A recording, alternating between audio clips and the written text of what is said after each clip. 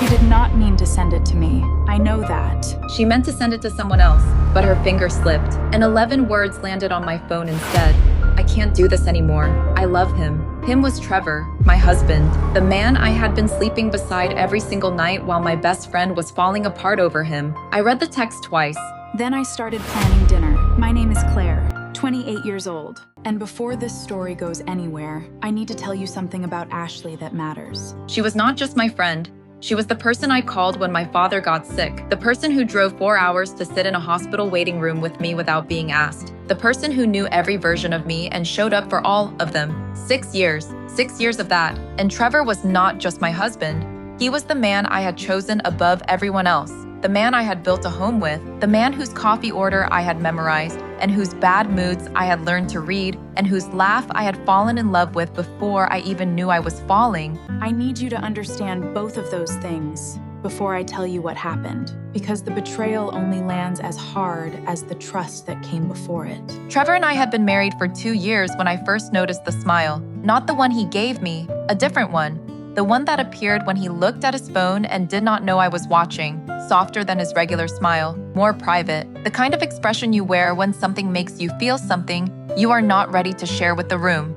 And I noticed it for about 3 weeks before I said anything. Who are you texting? Work stuff. You smile at work stuff like that? It's just a funny thread. Nothing interesting. I let it go. I told myself I was being insecure, that 2 years into a marriage was too early to start creating problems that did not exist. But the smile kept appearing, and then Ashley started acting strange. Not dramatically strange, not the kind of strange that announces itself, just slightly off. A half-second delay before she laughed at things. A new habit of looking at her phone when the three of us were together. A quality to her hugs that felt like apology.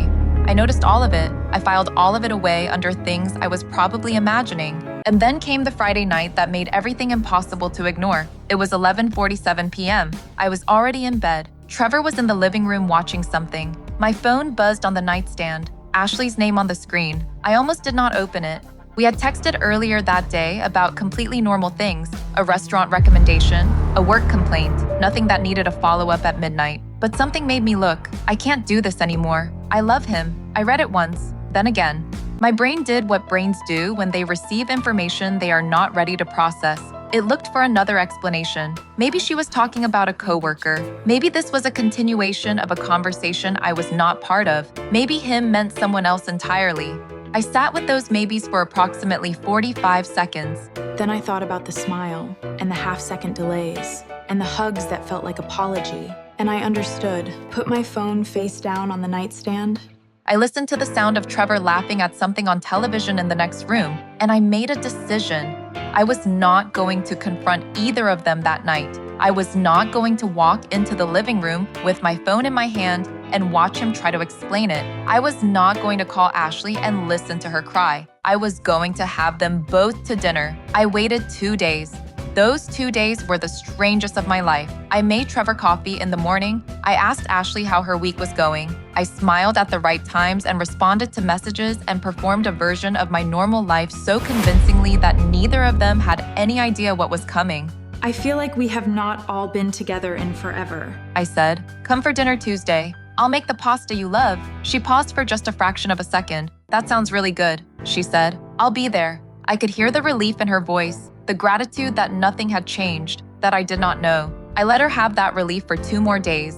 Tuesday evening, I set the table carefully. Good wine, candles, the pasta Ashley had always loved. Everything warm and familiar and exactly right. Trevor came home at 6:30 p.m. and kissed my cheek and said it smelled amazing. Ashley arrived at 7 p.m. with a bottle of wine and a smile that did not quite reach her eyes. We ate, we talked. What the conversation moved, the way dinner conversation moves, when 2 people at the table are performing and 1 person is watching. I watched everything. The way Trevor refilled Ashley's glass without being asked. The way Ashley laughed slightly too hard at something he said.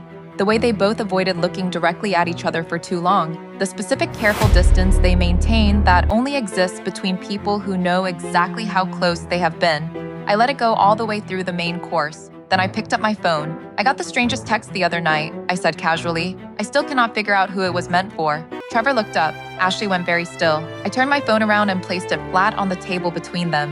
The screen facing up, the text visible to both of them. I can't do this anymore. I love him. Ashley's name at the top, the timestamp showing 11:47 p.m. Friday. Nobody spoke. Trevor looked at the screen, then at Ashley, then at me. Ashley was looking at the table. I watched Trevor's face move through about 4 different expressions in under 3 seconds. The casual confidence he had walked in with was completely gone. What replaced it was something I had never seen on him before: panic.